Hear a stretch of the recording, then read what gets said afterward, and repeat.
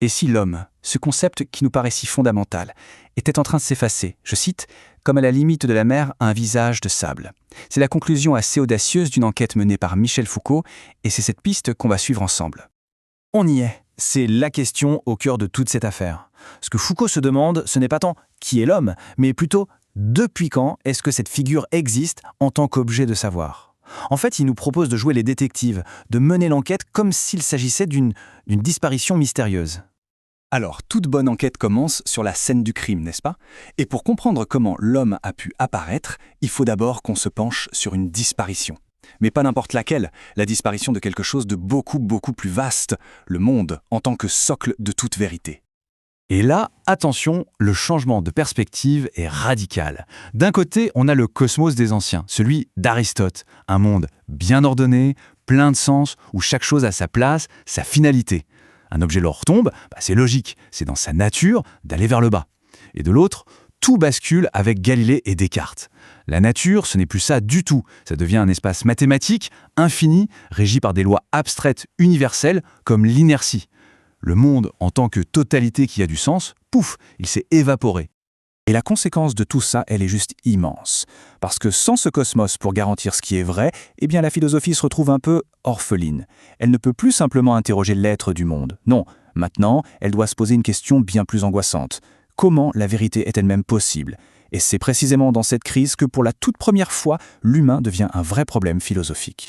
Face à cette nouvelle nature, disons mathématique et froide, une question se pose, où est-ce qu'on met l'expérience humaine? Les passions, les rêves, tout ça?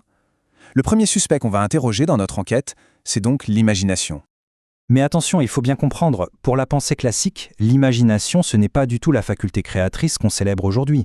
C'est plutôt le domaine de l'erreur, du flou, de tout ce qui nous éloigne de la vérité pure, quasi mathématique. C'est le lieu de tout ce qui n'est pas évident.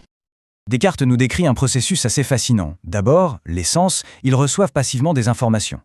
Mais ce qui est crucial, c'est l'union de l'âme et du corps. C'est de là que naissent la subjectivité, les passions. Et c'est de cette union que naît notre monde personnel.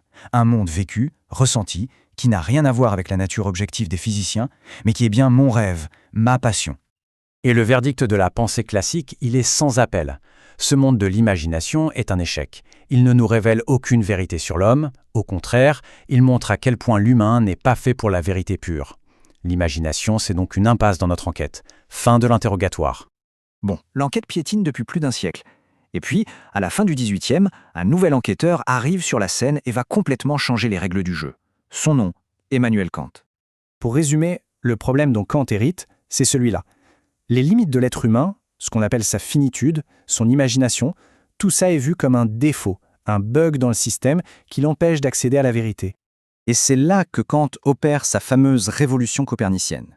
Au lieu de voir la finitude comme un obstacle, il retourne complètement la question. Et si c'était justement la condition même de la vérité? C'est une percée absolument décisive. Avec Kant, d'un coup, l'imagination et la finitude ne sont plus des sources d'erreur, mais les structures mêmes qui organisent notre expérience et qui rendent la connaissance possible. Et là, pour la toute première fois, l'homme en tant que sujet fini devient le fondement de la vérité. Une vraie anthropologie, une science de l'homme, semble enfin à portée de main.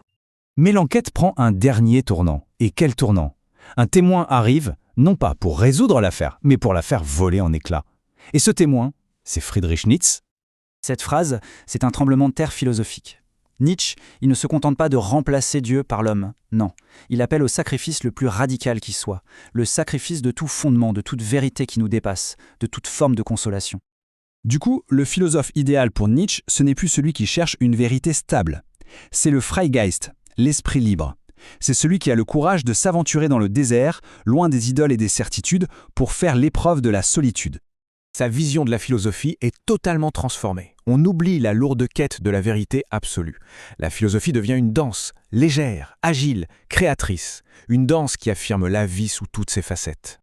Et voilà le témoignage final de Nietzsche. La mort de Dieu, ce n'est pas juste un constat d'athéisme, c'est l'effondrement de tout le monde suprasensible, de toutes ses valeurs, de tous ses idéaux qui rendaient même possible la question d'une vérité de l'homme. En fait, l'enquête cherchait un coupable qui, en réalité, n'a jamais existé.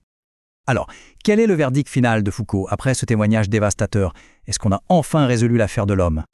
La conclusion de Foucault, elle est vraiment subtile mais super puissante. Il ne s'agit pas de trouver la réponse à la question « qu'est-ce que l'homme ?», il s'agit de se rendre compte que la question elle-même, qui est née à un moment précis de l'histoire, s'est tout simplement dissoute. Le terrain sur lequel elle pouvait se poser a disparu.